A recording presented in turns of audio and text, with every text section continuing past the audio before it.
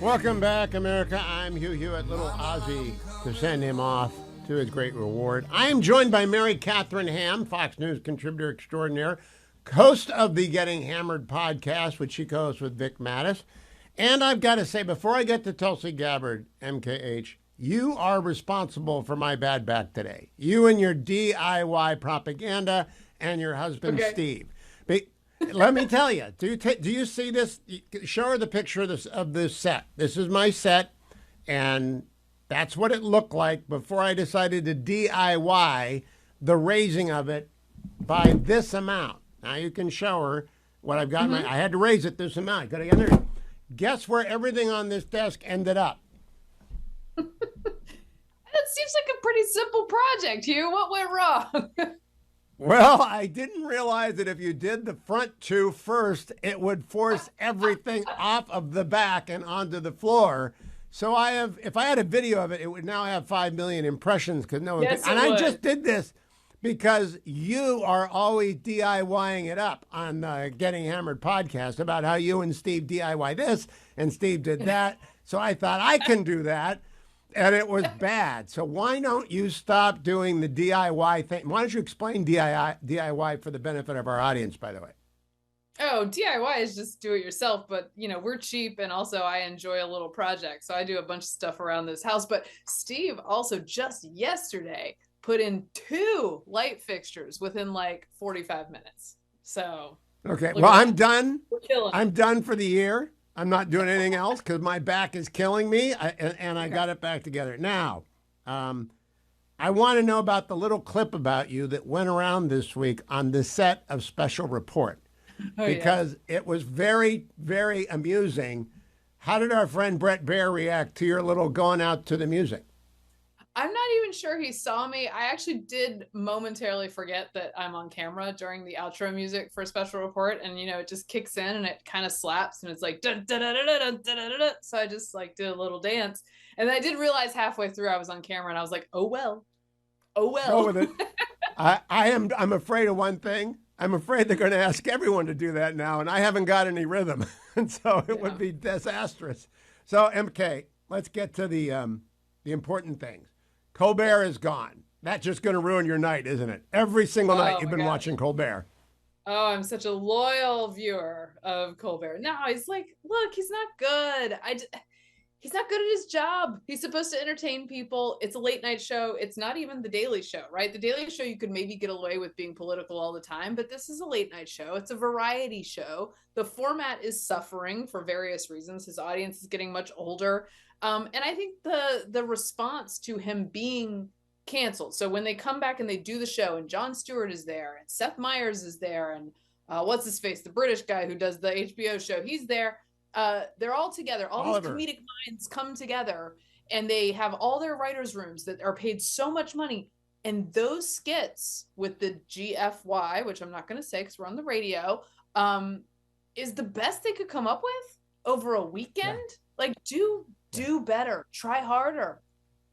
Well, I'm amazed by one thing in that story. 200 people work for Colbert. 200 people. This show is 15 hours a week. It is produced by Dwayne, Adam, Hartley, and myself, and half of Ben. And I obviously do it myself on the set at Studio North. And so 4.5 people, 15 hours of content. And I haven't got a writer's room. How many people work on Getting Hammered? 300? It's just Vic and me, and then we have one producer. That's it. And I think that's the changing landscape, right? Is that a lot of people right of center, by the way, have been doing their own work for a long time without giant writers' rooms because we don't get the same budgets. We don't get the same legacy deals as these guys do. Well, they became so larded up and they had all these people around them. And then TikTok and Reels and the internet reveal that many people have the chops to create content that is compelling and sometimes funnier than these writers' rooms are creating, and they don't cost very much money. They're not doing it with a bunch of overhead, and so it doesn't make sense to stick with this old format that's not performing very well. To that end, Ruthless Podcast signed a deal with Fox this week to syndicate or whatever they're going to do. I think they're going to run it. Yeah. I don't know what they want. Porter Barry just told them to do more of what they're doing. You've done 3 or 4 ride-alongs. I've only done one. and I noticed they had about 100 people there. Don't you think they had 100 people at the Ruthless podcast? Oh, you mean like not employed? You mean like as an audience? No, I mean right there. I'm sure there were 100 people behind the camera. You're not going to give them credit for doing that on their own with just spaghettis. Really, we're all ragtag on the right-leaning side here, and they've made it look polished on the air, and I'm glad we're on the same team now over at Fox. I think they're a great addition. Excited to be alongside them and be one of their 100 contributors. I wonder, do you think, and I got to take you an extra segment, Mary, I got to take you two, in fact, because I got to do about the Gabbard.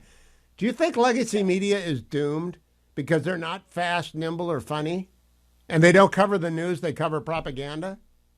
Yeah, I think they have bubbleized themselves to such a degree that they continue to act like entitled jerks who are, they think they're the dominant culture when they're not the dominant culture anymore, right? I would wager that there's plenty of other things on air that people watch more than Colbert, but Colbert had this feeling that he was Carson, right? He had this position that makes him this sort of like, I dictate what the monoculture is. There is no monoculture, and you don't have that power anymore, but they're so in their bubbles that everyone tells them that what they're doing is great. And then when it fails, they come to the rest of us and say, you have to give us all your money, whether it's PBS or NPR or Colbert taking money from CBS. They say, you have to support me forever if this product isn't working because I've alienated everyone. No, we don't. No. The market is the market. And NPR, you mentioned it. I'll get your quick take before break. 30 seconds on NPR and PBS getting defunded. I'd love to see it. So many people have promised it for so long. I don't know if it's illusory. I will always be looking for the fact that it might come back, but it seems like a huge victory. The Planned Parenthood thing as well, for things that I have been caring about for many, many years and have been promised for many, many years and have never happened. And the meltdown on the left is exactly what you would suspect and is proof that we shouldn't be supporting them with our tax dollars. We don't need to do it. Well said, especially for propaganda. Succinctly said. I'm going to talk with Mary Katharine during the break about DNI Gabbard. We're going to come back on the other side as well. I hope I'm not stepping on her time with her children or on the way to the Fox News set, so stay tuned. I am back with Mary Katharine Ham. Mary Katharine Ham, did you see Tulsi Gabbard today? Yes, I watched about 10 minutes of her in the press briefing. What did you make of it?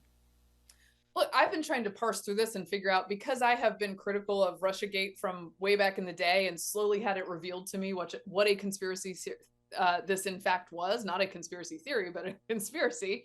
I am trying to parse through what is new and what is not. It seems like there's certainly new information here from whistleblowers who say, hey, they wanted to change the assessment from Russia is engaging in meddling in this election to Russia prefers Trump and meddled in this election on his behalf. And some intel analysts said we shouldn't be doing that.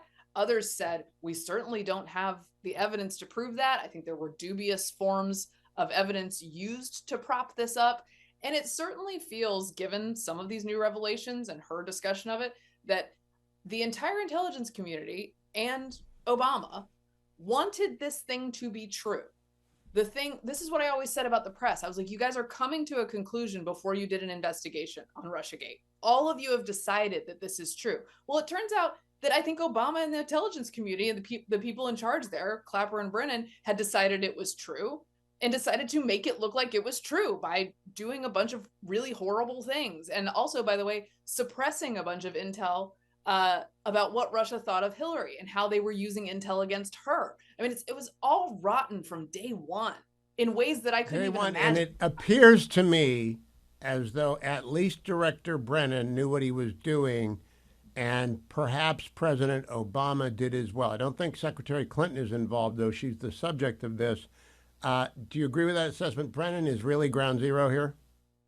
Yeah, I think Brennan was dedicated to this proposition and that he was creating it as he went and leaking it as he went. And Brennan has lied to the public and lied to Congress under oath in the past. This was an addendum that I added every time I mentioned him when I used to work for CNN, and it was not appreciated, but I feel like it was important for people to have context that this intelligence guy had deceived you in the past, and now he's putting himself up as an arbiter of public truth and trust, and he shouldn't be trusted. It's quite clear.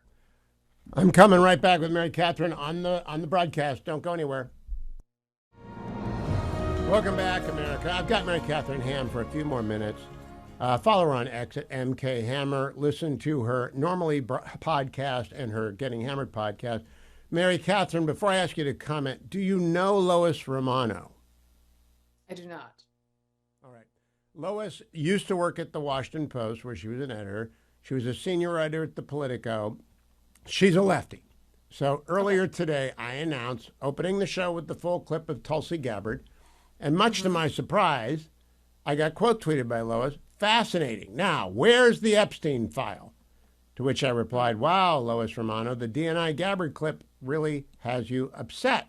And she replied, "Not at all. Now, what about the Epstein file?" And I said, "This isn't very professional, Lois. I've said many times on the record, they can't release child porn. I don't think there's anything more, and they can't release grand jury testimony. There are rules at the DOJ." What do you make of a lefty replying to this disclosure today by bringing up the Epstein files? And let's take it not about Lois, but about generally reactions trying to mix up scandals. Well, I would love to look at Lois's tweets from Russiagate heyday, right? The thing is about, and this is what I mean about the left losing its currency and losing its cultural dominance. She thinks she has the power to choose what the important scandal is. She thinks she has the power to dictate who the correct victims are, who get the news coverage, right? And you're over here saying, like, I've covered both of these things. I myself have been skeptical of both Russiagate and the official Epstein story in various forms, right?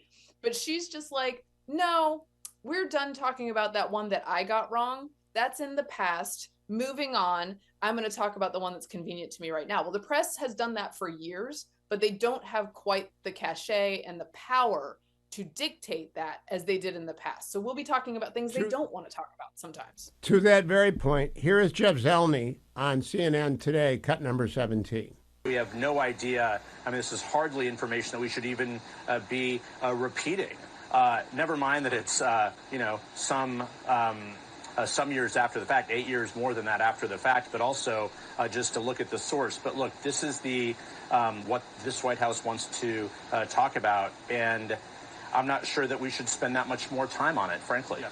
I mean, listen. So, Mary Catherine, I'm not sure what he meant by look at the source, if he meant the White House, the DNI herself, or the fact that it's a White House Republican, a congressional Republican report that had all these comments about Secretary Clinton. But he's the White House correspondent, and he won't cover what's going on in the White House. No, it's reminiscent of NPR's declaration that the Hunter Biden laptop story wasn't real and they therefore wouldn't cover it, and they lost their funding. So just watch out for that. I just think this is the opposite of journalism, right? You can criticize these takes or the information therein, but they had no compunction about just regurgitating whatever the intel community leaked to them in the past, whatever Obama leaked to them in the past over Russiagate, trying to create this false narrative. They were not critical thinkers about it. They were creating the narrative along with the intel community and the Obama White House, and it was very bad. It was the opposite of journalism. It wasn't the truth, and they don't want to talk about it now because it would reveal that they did a bad job then. It was the opposite of journalism. Great exit quote, Mary Catherine Ham. Thank you. Follow her on X at MK Hammer.